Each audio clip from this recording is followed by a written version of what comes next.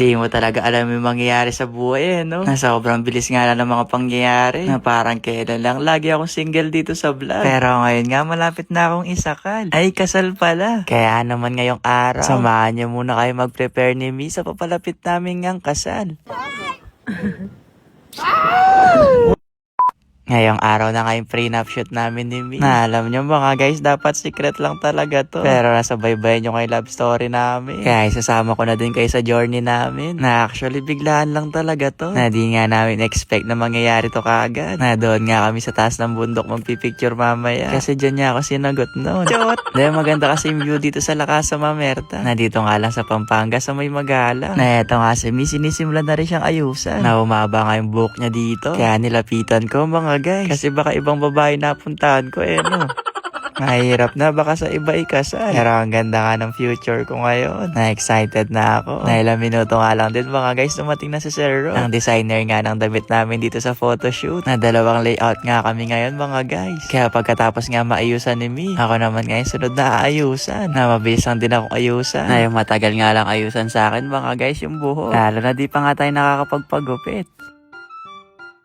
Sabi ko nga sa nag-aayos sa akin, gusto ko ngayon may bangs dito. Siguro nasa 186 ngayon nakahulog na buhok. At nakuha naman mga guys. Kaya pa-fast forward ko na to Eto na pala yung first look ko. Nanako na nga mag-shoot dito si Mi. Ayan, suot nga namin dito. Panglamig, para bang nasa Korea. Lamig na lamig. Kahit sobrang init ngayon sa Pilipinas. Ang lamig nga dito sa Korea. Kailangan nagyakap soon. Marami nga nagulat sa inyo dyan. Yung iba hindi pa naniniwala. May nabasa pa nga ako nag-comment na natulog lang daw siya na magkaibigan kami. Pagising niya, ikakasal na si Mi at D. Kaya naman abangan nyo na lang siguro mga guys kung ano yung mangyayari. Basta gusto ko lang pasalamatan yung team na tumulong sa amin para maging successful nga tong prenup namin ni Mi. Nasa mga oras nga na to, medyo kinakabahan na kami. Kasi parang hindi maganda ngayong araw ngayon na medyo kumukulog na. Na para bang anumang oras bubuhos na yung ulan. Pero wala na nga kayong pakialam sa panahon. Ang importante mahalaga nagmamahalan kami dito.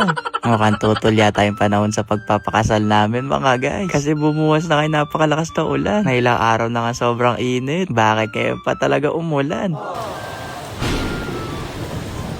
Habang iniintay nga tumila yung ulan, kakain muna siguro kami dito ng pinadala sa aming lechon. Nagaling nga to sa Olive Conchinillo lechon. Na ilang oras lang din mga guys, eto tumila din yung ulan. At mabilis lang din ako nakapag-change outfit. At eto na nga si Boss Madam nakapagpalit na rin. Nasabi ko nga sa kanya, practice namin yung paglalakad pag ikakasal na. Pero wait lang, parang iba yata yung tumating wait lang daw, nagulo daw yung buhok ko. Kaya inayos pa ng hairstylist para daw perfect. Gumanda na ulit yung panahon. Kaya naman tinuloy na ulit namin yung mahal-mahalan dito. Di nga makapagseryoso dyan si Mi. Kasi kinikilig nga daw siya dyan ng konti.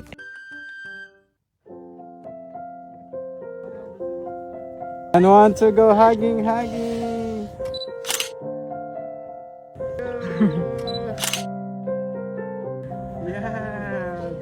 And hawak sa pisngi ni Prince. Nice one. Lumaki na kayong pisngi ko kakatawa dito. Na para bang nasa fairy tale kami dito. Kaya sana nagustuhan niya naman tong prenup shoot namin. Na no more challenge na. Kasi dito rin tayo papunta.